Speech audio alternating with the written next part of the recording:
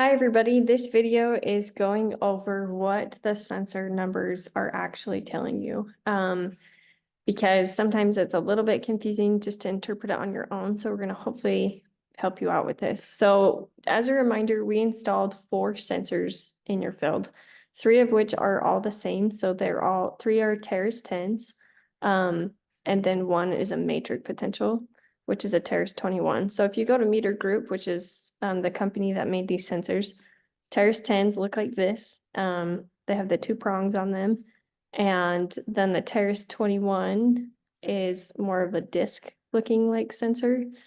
So your Terrace 10s are the sensors that measure your water content. So what is the actual water value in your soil? So, and as a reminder, we installed these sensors at 6 inches or half a foot, 18 inches, and 30 inches. And then a matrix potential was installed next to that 6-inch water content sensor, also at 6 inches. So they're kind of a pair, that matrix potential and Terrace 10.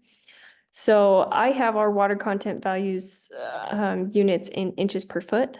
So this is essentially saying, okay, we'll do it right here. So at this time, that blue line, which is our 6-inch sensor, is saying there's about 3.7 inches of water in that foot's depth of soil.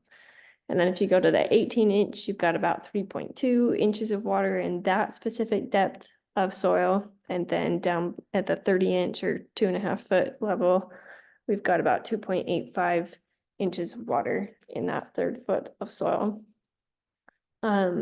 Which is great. This is beneficial information, really good to know, but it can be kind of hard to know.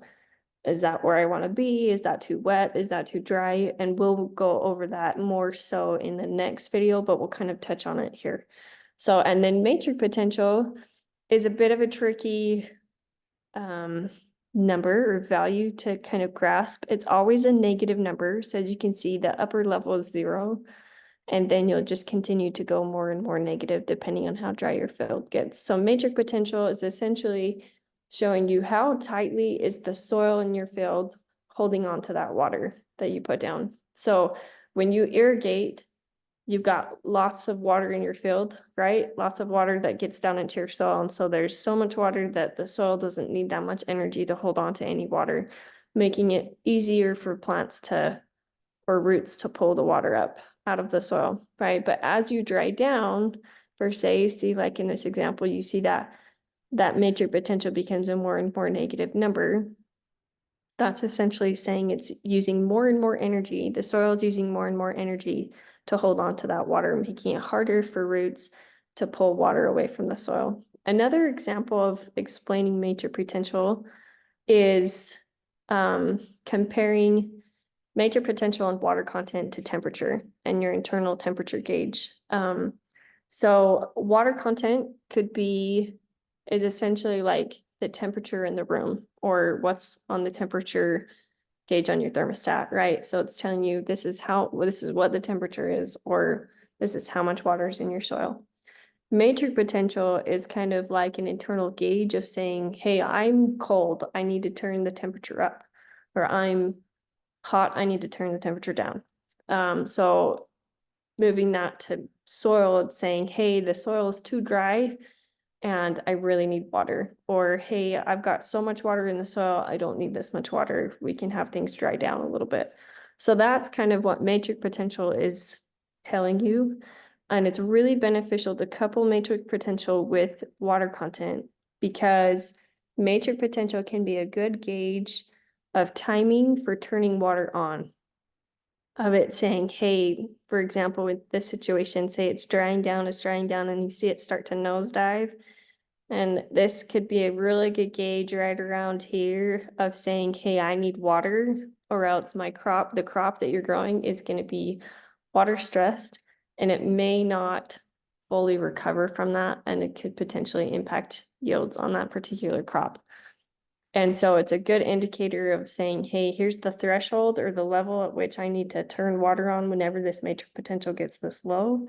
And then your water content is a good good thing to know and understand what it is so that you can say, this is how much. At that point, you can see what's my water content when I need to turn on water and say, okay, this is how much I need to apply to get to the level where I have a full profile of water in my soil, but not too much water, right? Or not enough water.